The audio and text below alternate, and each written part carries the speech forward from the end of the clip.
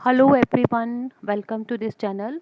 आज की जो वीडियो है उसमें हम डिस्कस करेंगे क्लास 9 साइंस का चैप्टर 2, जिसका नाम है is matter around us pure. तो आइए शुरू करते हैं इसको।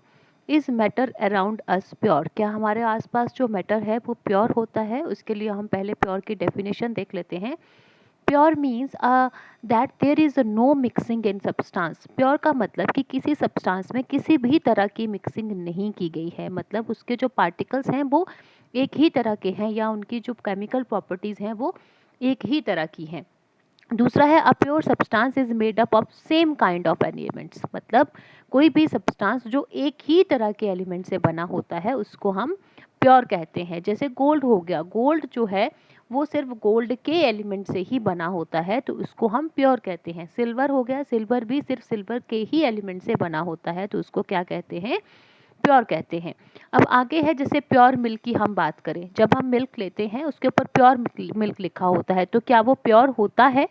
पर एक्चुअल में ऐसा नहीं होता। हमारे लिए प्योर का मतलब है कि उसमें किसी तरह की एडल्ट्रेशन ना की गई हो।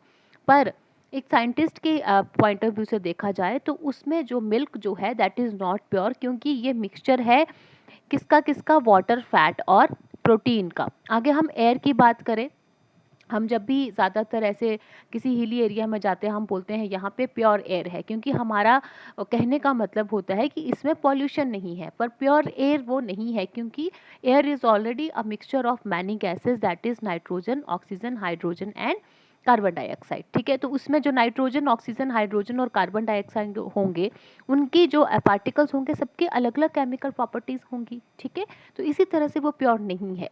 नेक्स्ट है हमारे पास pure water. Pure water is actual the mixture of many minerals that is calcium, magnesium और सोडियम। तो प्योर जो है इस चैप्टर में उसका मतलब है कि ऐसा सब्सटेंस जिसके सारे के सारे एलिमेंट जो हैं वो एक जैसे हों, एक ही तरह के हों, एक ही तरह की उनकी केमिकल प्रॉपर्टीज हों, उसको हम क्या कहते हैं? प्योर सब्सटेंस कहते हैं। बाकी सब क्या है? मिक्सचर है। तो मिक्सचर एक्चुअल में होता क्या है? मिक्सचर जो दो या दो से ज़्यादा सब्सटेंसेस से बना होता है, मतलब एक सब प्योर फॉर्म ऑफ मैटर है सब्सटेंस। मतलब सब्सटेंस क्या है? एक प्योर फॉर्म ऑफ मैटर, मतलब उस सब्सटेंस के सारे एलिमेंट्स सेम है। तो वैसा ही हम एक और सब्सटेंस ले लेंगे। ठीक है, जब हम उनको मिलाएंगे तो क्या बनेगा? बनेगा हमारे पास mixture. It constitute of two और more substances in any proportion. किसी भी प्रोपोर्शन में हम ले सकते हैं कि हमने एक सब्सटेंस ले लिया 30% और दूसरा हमने ले लिया 70। तो ऐसा नहीं है कि हमें बराबर ही लेने हैं, किसी भी क्वांटिटी में हम उनको ले सकते हैं। ये आपस में मिलके क्या बनाते हैं? मिक्सचर बनाते हैं। अब यहाँ पे जैसे देखिए, air is the mixture of oxygen, nitrogen, carbon dioxide. अब एयर में 78% क्या होती है? नाइट्रोजन होती है और 21% क्या होती है? ऑक्सीजन होती है। तो ये दो है जो मिक्स होके क्या बना रहे हैं? एक मिक्सचर बना रहे हैं। तो मिक्सचर दो तरह के होते हैं, कौन कौन से? होमोजीनियस मिक्सचर और हेट्रोजीनियस मिक्सचर। होमोजीनियस मिक्सचर पहले हम पढ़ेंगे क्या होते हैं। These mixture has no visible boundaries of separation between substances. It is in uniform composition. इसको जरा डिटेल में पढ़ते हैं। सबसे पहले होमोजीनियस मिक्सचर कब बनता है? कि जब हमने कोई दो सब्सटेंसेस को आपस में मिलाया तो वो अच्छे से क्या हो जाएंगे? मिक्स हो जाएंगे, एक दूसरे में अच्छे से क्या हो जाएंगे? डिजॉल्व हो जाएंगे।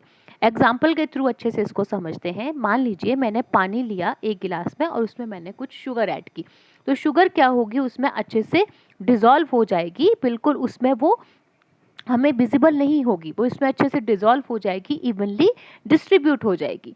अब शुगर के जो पार्टिकल हैं, मान लीजिए इस तरह से जो शुगर के छोटे छोटे पार्टिकल्स थे, ठीक है, ऐसे शुगर के छोटे छोटे जो पार्टिकल्स हैं, जब मैं उनको पानी में ऐड करूंगी, अब पानी में जब मैंने ऐड नहीं किए थे तो आप देख सकते हो कि शुगर के जो पार्टिकल्स हैं उनके बीच की जो सेपरेशन की बाउंड्री है आप उसको देख सकते हो, या आप उसको अलग अलग जो है इस तरह से रख सकते हो। जैसे ही मैंने उनको पानी में ऐड किया तो क्या हुआ? वो मैंने स्टिर किया तो पानी में क्या हुआ? उसमें डिजॉल्व होना शुरू हो गए और थोड़ी देर के बाद वो मुझे दिखना बंद हो गए। तो मतलब जब मैंने उनको पानी में ऐड किया तो उनके जो पार्टिकल्स के बीच की जो सेपरेशन थी, उनकी बाउंड्री मुझे नहीं दिख रही, मतलब वो पार्टिकल ही दिखना बंद हो गए। तो उसको कहते हैं होमोजीनियस मिक्सचर, कि जब मैं उसमें कोई एक सब्सटेंस दूसरे सब्सटेंस में मिलाती हूँ तो जो उस सब्सटेंस के जो पार्टिकल हैं उनकी कोई बाउंड्रीज या उनकी सेपरेशन हमें नहीं दिखती, मतलब वो दिखना ही बंद हो जाते हैं, इतनी अच्छी तरह से उसमें डिजॉल्व हो जाते हैं। That is called homogeneous mixture. अब ये शुगर ऐड कैसे हुई? हमें पता है कि वाटर के जो पार्टिकल्स हैं उनके बीच में क्या होता है, स्पेस होता है। कि किसी भी चीज़ मैटर के पार्टिकल्स के बीच में स्पेस होता है। जब मैंने शुगर ऐड की तो शुगर ने क्या किया, उसके बीच का जो स्पेस है उनके पार्टिकल्स को इसने ऑक्यूपाई कर लिया, शुगर के पार्टिकल ने, और वो उस तरह से इवनली उसमें क्या हो गए, उसमें डिजोल्व हो गए। तो ये होते हैं होमोजीनियस मिक्सचर।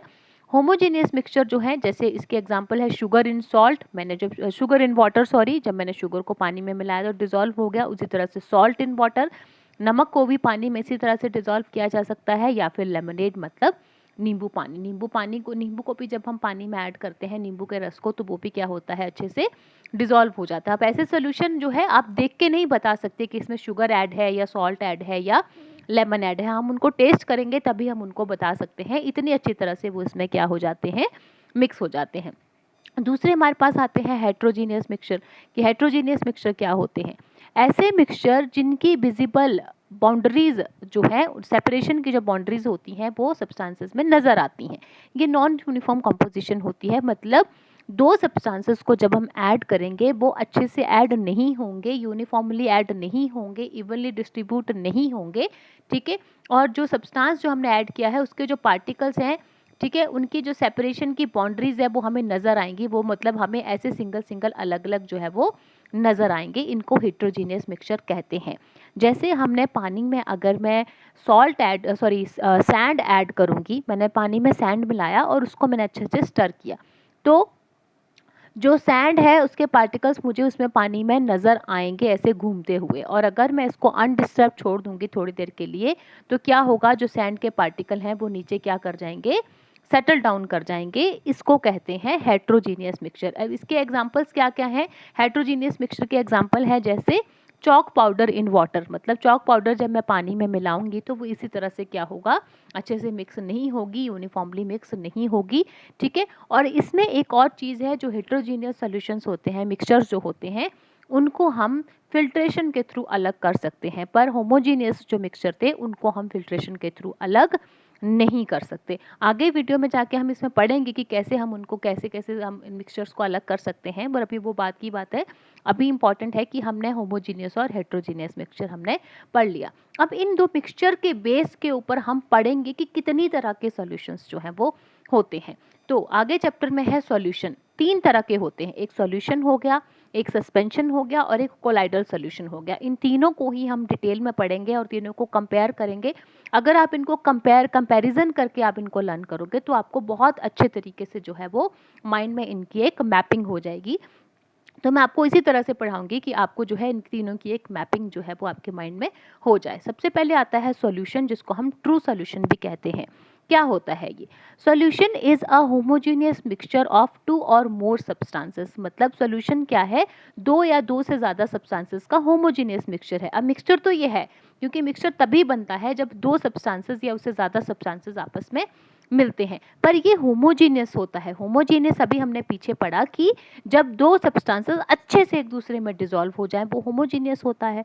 क्या क्या एग्जांपल पढ़े थे हमने? जैसे शुगर को जब हम पानी में मिलाएंगे, या सोल्ट को जब हम पानी में मिलाएंगे, या फिर लेमनेड जो होता है, ये सारे होमोजीनियस मिक्सचर के एग्जाम्पल हैं। तो सोल्यूशन वही होता है, जैसे शुगर सोल्यूशन हो गया, सॉल्ट सॉल्यूशन हो गया, ये सारे क्या हैं, सॉल्यूशन के एग्जाम्पल हैं। पर इसमें एक और इम्पॉर्टेंट चीज़ जो हमने पढ़नी है वो ये है कि जब हमने मिक्सचर बना लिया तो उसमें एक्चुअल में है क्या क्या।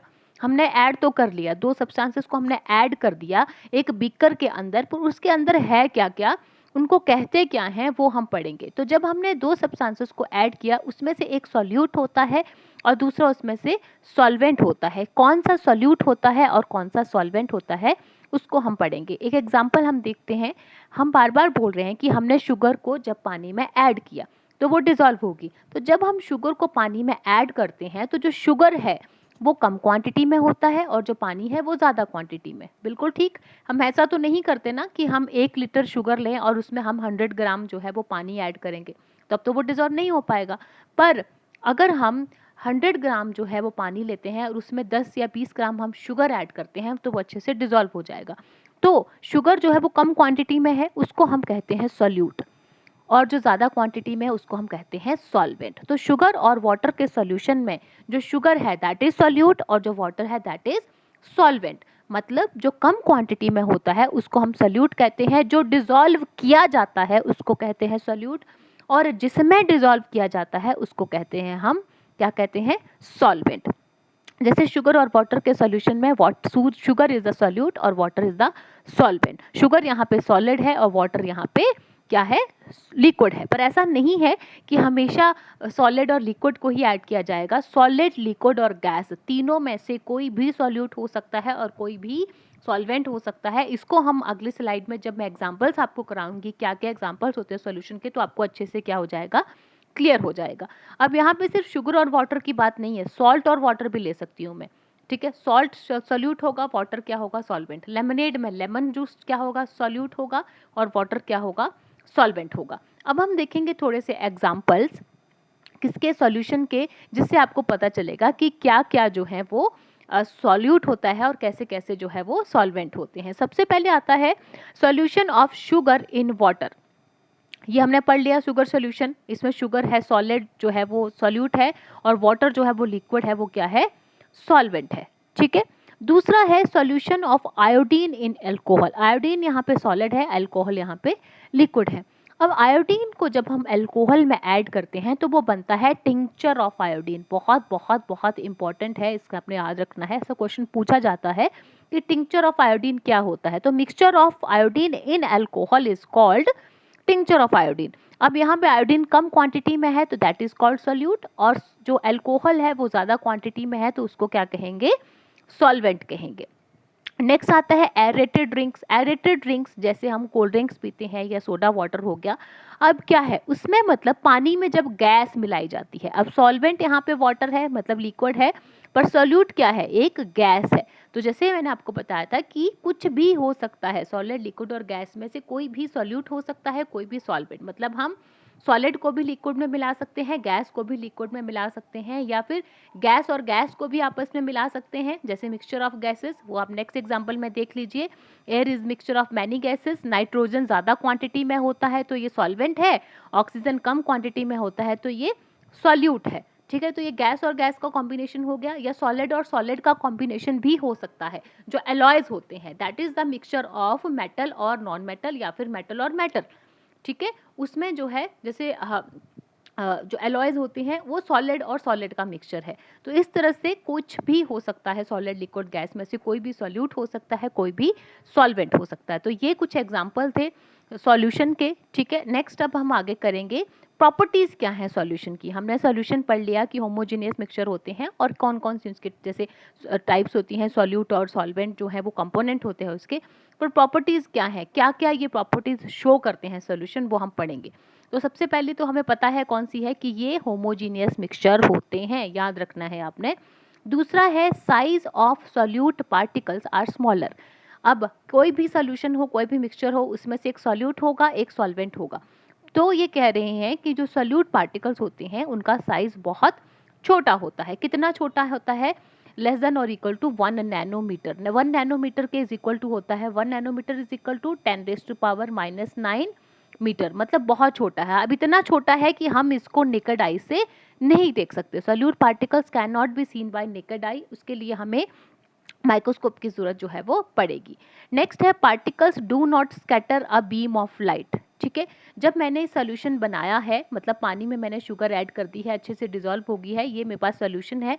जब मैं यहाँ से लाइट जो है वो फेंकूंगी या लाइट पास करूंगी, तो लाइट आगे यहाँ स्क्रीन रखी है, लाइट इसके ऊपर तो पड़ जाएगी, मतलब इसमें से पास होगी, पर मुझे इसमें बीच से जो है लाइट का रास्ता जाता हुआ नहीं दिखाई देगा।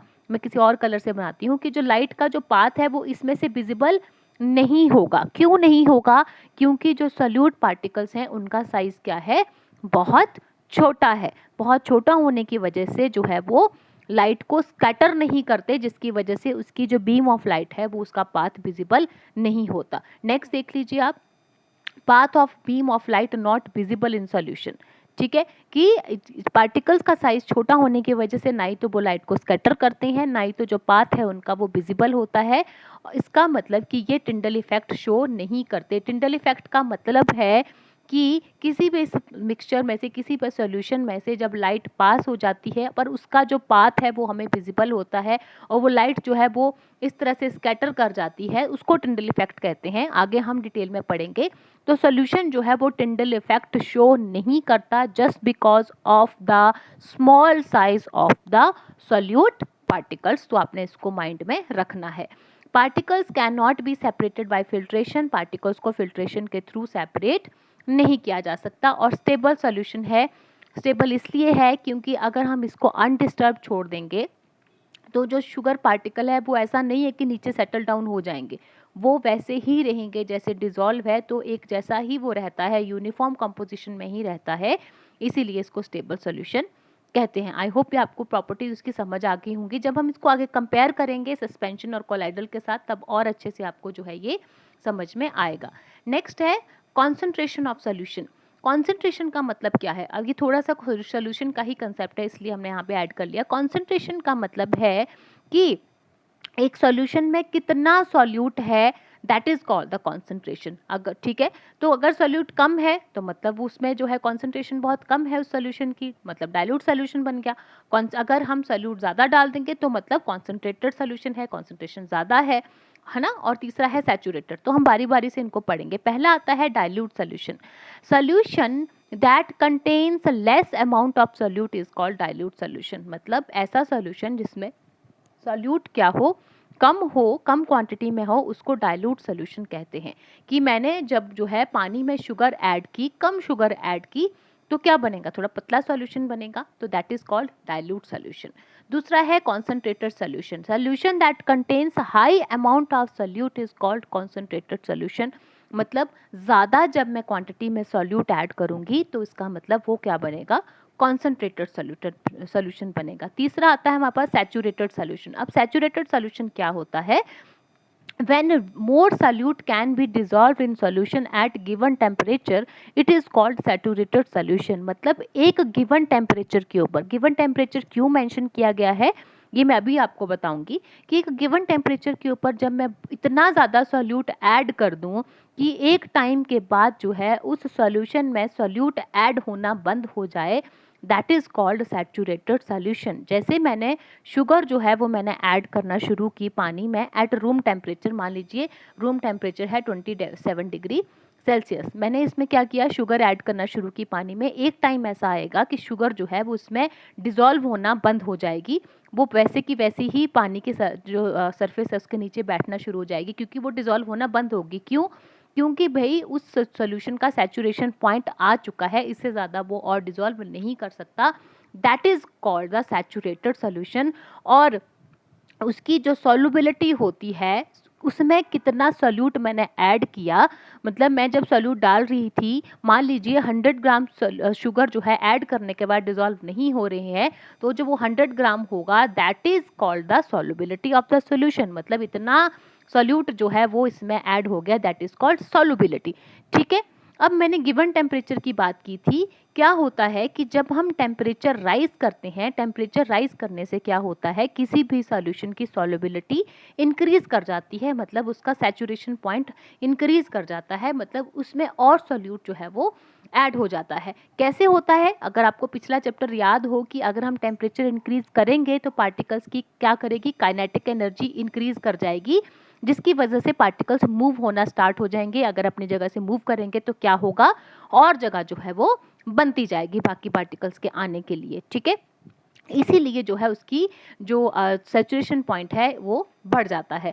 पर ऐसा नहीं है कि सारे सॉल्यूट के लिए जो है वो उनकी जो सैचुरेशन पॉइंट है वो सेम होता है। शुगर के लिए अलग होगा, सॉल्ट के लिए अलग होगा, इनकी सॉल्युबिलिटी भी अलग अलग होती है, इनका सैचुरेशन पॉइंट भी किसी भी गिवन टेम्परेचर के ऊपर अलग होता है। मतलब कि अगर मैं 1 लीटर पानी में अगर मैं शुगर ऐड कर रही हूँ, मान लीजिए कि 500 ग्राम शुगर ऐड करने के बाद उसका सैचुरेशन पॉइंट आ गया, तो ऐसा नहीं है कि सॉल्ट भी 500 ग्राम्स ही ऐड होगा, वो ज़्यादा भी हो सकता है, कम भी हो सकता है। तो हर एक जो सॉल्यूट है उनकी जो सॉल्युबिलिटी है या सैचुरेशन पॉइंट है वो क्या होता है, अलग अलग होता है। आई होप ये आपको समझ आ गया होगा।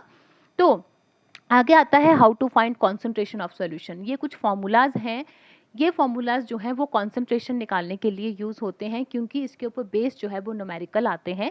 तो हम देख लेते हैं तीनों फॉर्मूलाज को। पहला है मास बाई मास परसेंटेज। अभी हमने पीछे पढ़ा कि किसी भी चीज़ की जो कॉन्सेंट्रेशन निकालनी हो कैसे निकालते हैं, कि हम क्या करते हैं, सोल्यूट डालते हैं सॉल्यूशन में। तो यही फॉर्मूला है कि हमें क्या करना है, मास ऑफ सोल्यूट दिया होगा, मास ऑफ सोल्यूशन भी दिया होगा, हम मल्टीप्लाई बाय 100 करेंगे क्योंकि हमें परसेंटेज निकालनी है। इस तरह से हम उसकी कॉन्सेंट्रेशन निकाल सकते हैं। ठीक है, आगे है मास बाय वॉल्यूम, मतलब किसी सॉल्यूशन में कितना सोल्यूट है divided by that solution, volume of solution multiply by 100। मेरे पास मास दिया गया होगा सोल्यूट का, वॉल्यूम दी गई होगी सॉल्यूशन की, इस तरह से मैं जो है वो निकाल सकती हूँ। और तीसरा है वॉल्यूम बाय वॉल्यूम, मतलब सोल्यूट की वॉल्यूम भी दी गई होगी और सॉल्यूशन की वॉल्यूम भी दी गई होगी। हम एक ऐसा करते हैं, एक न्यूमेरिकल हम इसके ऊपर बेस्ड कर लेते हैं ताकि अच्छे से चीज़ें समझ आ जाएं। ठीक है, न्यूमेरिकल है a solution contains 40 gram of common salt in 320 gram of water. मतलब मेरे पास जो है 320 ग्राम वाटर में 40 ग्राम क्या है, सॉल्ट है। अब 320 ग्राम क्या हो गया, यहाँ पे सॉल्वेंट हो गया। ठीक है, क्योंकि ज़्यादा क्वांटिटी में है, और 40 ग्राम क्या हो गया, सॉल्यूट हो गया। तो मुझे कॉन्सेंट्रेशन निकालनी है बाय मास परसेंटेज। मतलब मेरे पास मास दिया गया है दोनों का, तो मास बाय मास परसेंटेज से इसकी कॉन्सेंट्रेशन निकालनी है। फॉर्मूला हमें पता है मास बाय मास परसेंटेज का, mass of solute upon mass of solution multiply by 100। पहले आपने फॉर्मूला लिख लेना है। अब सबसे पहले मास ऑफ सोल्यूट चाहिए, वो आपको दिया गया है, that is 40 gram. Mass of solute is 40 ग्राम। दूसरा है मास ऑफ सोल्यूशन। अब ध्यान रखना है, यहाँ पे मास ऑफ सोल्यूशन होता है नीचे, आपको दिया गया है मास ऑफ सॉल्वेंट। तो क्या करेंगे, तो सॉल्यूशन का मतलब क्या है, सॉल्यूशन का मतलब है सोल्यूट प्लस सॉल्वेंट। क्योंकि जब एक मिक्सचर आप बना रहे हो उसमें क्या है, दो ही चीजें हैं, एक सॉल्यूट है एक सॉल्वेंट है, दोनों का मास अलग अलग दिया गया है, दोनों को ऐड कर देंगे तो क्या बन जाएगा, उस पूरे सॉल्यूशन का मास बन जाएगा। तो क्या बन जाएगा, 40 ग्राम है सॉल्यूट, 320 ग्राम है सॉल्वेंट, दोनों को ऐड करेंगे तो 360 ग्राम बन जाएगा, that is mass of solution. तो इस तरह से फॉर्मूला में हम वैल्यू पुट करके जो है कॉन्सेंट्रेशन किसी भी सॉल्यूशन की निकाल सकते हैं। ठीक है, अब ये था सॉल्यूशन के बारे में। अब मेरे पास आता है सस्पेंशन। ठीक है, अब मैं इसको आपको सॉल्यूशन के साथ कंपेयर करके ही पढ़ाऊंगी ताकि आपको इजीली जो है ये समझ आ जाए। सस्पेंशन क्या होता है, suspension is a heterogeneous mixture in which solute particles do not dissolve but remain suspended. मतलब ऐसा मिक्सचर जिसमें सोल्यूट पार्टिकल्स जो है वो जब हम उसको सॉल्वेंट में डालते हैं तो वो सस्पेंडेड ही रहते हैं, अच्छे से उसमें डिसॉल्व नहीं होते, इवनली डिस्ट्रीब्यूट नहीं होते, यूनिफॉर्म कंपोजिशन नहीं बनाते। जैसे कि हम पढ़ेंगे, जैसे हमने हेट्रोजीनियस मिक्सचर के टाइम पे भी पढ़ा था, जैसे हम चॉक पाउडर को पानी में मिलाते हैं या सैंड को हम पानी में मिलाते हैं या मिल्क ऑफ मैग्नीशिया हो गया, ये सारे क्या एग्जाम्पल हैं सस्पेंशन के। जैसे एक टेस्ट ट्यूब ये है, एक ये है, इसमें एक में सॉल्यूशन है एक में सस्पेंशन है।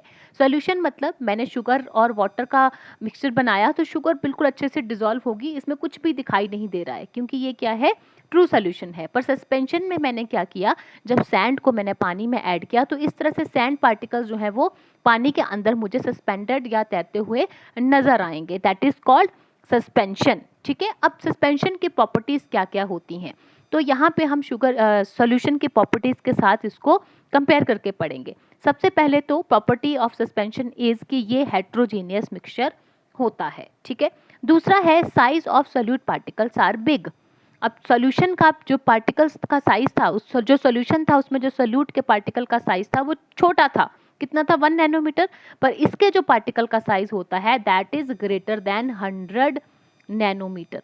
तो पार्टिकल का साइज बड़े होने की वजह से हम इसको नेकेड आई से देख सकते हैं। ठीक है, अब तीसरी चीज आती है particles scatter a beam of light and path of beam of light visible in suspension and may or may not show Tyndall effect। अब ये तीनों चीजें मैं एक साथ आपको कराती हूँ कि टिंडल इफेक्ट का मतलब ही यही है कि ये लाइट को जो है स्कैटर करे और जो बीम ऑफ लाइट है उसका पाथ हमें नजर आए। तो जब मैं यहाँ से लाइट जो है थ्रो करूँगी तो लाइट यहाँ पे स्क्रीन है, लाइट यहाँ मुझे पड़ती हुई दिखाई देगी, पर सॉल्यूशन में मुझे उसका पाथ नज़र नहीं आएगा, पर जो सस्पेंशन है उसमें से मुझे उसका पाथ जो है वो नज़र आएगा और सस्पेंशन जो है वो उसके लाइट को स्कैटर भी करेगा।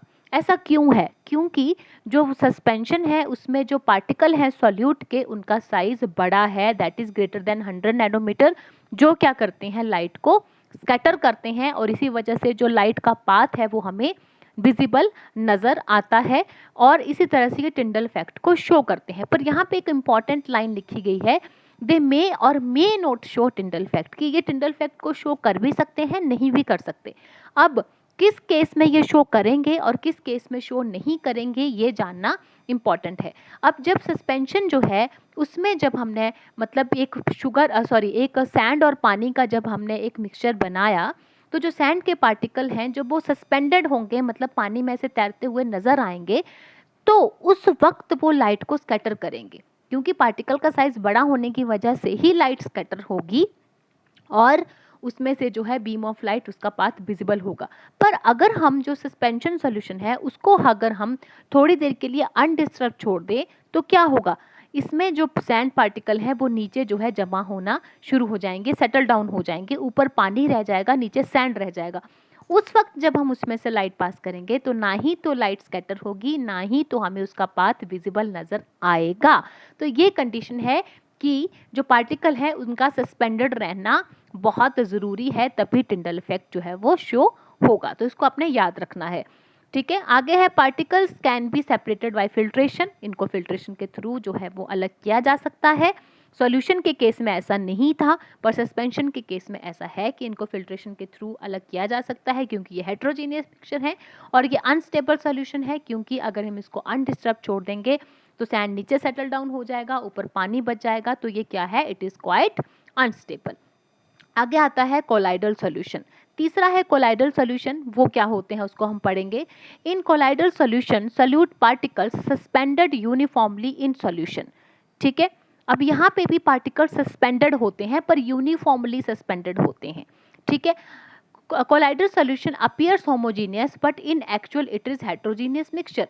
जो कोलाइडल सॉल्यूशन होते हैं वो देखने में हमें हेट्रोजीनियस मिक्सचर की तरह लगते हैं, पर होमोजीनियस मिक्सचर की तरह लगते हैं, पर एक्चुअल में ये हेट्रोजीनियस मिक्सचर होते हैं। कैसे? मान लीजिए एक गिलास पानी है और मैंने उसमें थोड़ा सा मिल्क ऐड किया, तो मिल्क क्या होगा, उसमें अच्छी तरह से क्या हो जाएगा, मिक्स हो जाएगा। मतलब पूरा का पूरा ही वो आपको सोल्यूशन जो है वो वाइट वाइट सा नजर आएगा, क्योंकि मिल्क जो है वो पूरे के पूरे पोर्शन में अच्छे से मिक्स हो गया है। अगर मैं उसको अनडिस्टर्ब छोड़ूंगी तो ऐसा तो बिल्कुल नहीं है कि मिल्क के पार्टिकल नीचे सेटल डाउन हो जाएंगे, बिल्कुल नहीं होंगे। मिल्क के पार्टिकल हमेशा ही पानी के अंदर सस्पेंडेड रहेंगे, इसीलिए उसको कोलाइडल सॉल्यूशन कहा जाता है, पर ये हेट्रोजीनियस मिक्सचर होते हैं। अब हम प्रॉपर्टीज देख लेंगे, प्रॉपर्टीज इनकी इसकी प्रॉपर्टीज को भी हम कंपेयर करके पढ़ेंगे। ठीक है, सबसे पहला आता है ये हेट्रोजीनियस मिक्सचर होते हैं। दूसरा है size of solute particles are bigger than solution but smaller than suspension. अब यहाँ पे जो सोल्यूट पार्टिकल्स हैं उनका जो साइज है वो सोल्यूशन के पार्टिकल से थोड़ा बड़ा होता है। सोल्यूशन के पार्टिकल का साइज 1 नैनोमीटर था, ठीक है, इसका मतलब ये 1 नैनोमीटर से बड़े होते हैं।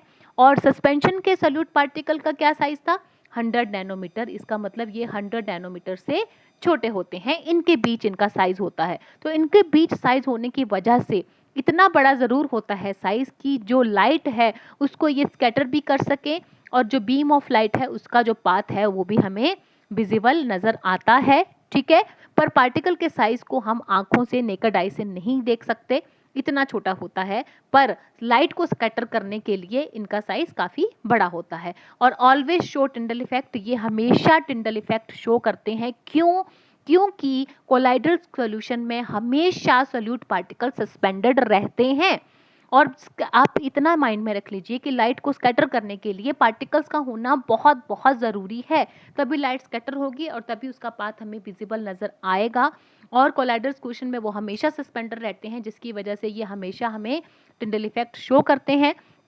Particles can not be separated by filtration, filtration के थ्रू इनको अलग नहीं किया जा सकता, इसी ये क्या होते हैं, स्टेबल सॉल्यूशन होते हैं, क्योंकि इनको अनडिस्टर्ब छोड़ें तो ये सेटल डाउन नहीं होते नीचे, वैसे के वैसे ही हमेशा सस्पेंडेड रहते हैं। अब यहाँ पे देखिए कंपैरिजन, ये ट्रू सॉल्यूशन है, ये कोलाइडल।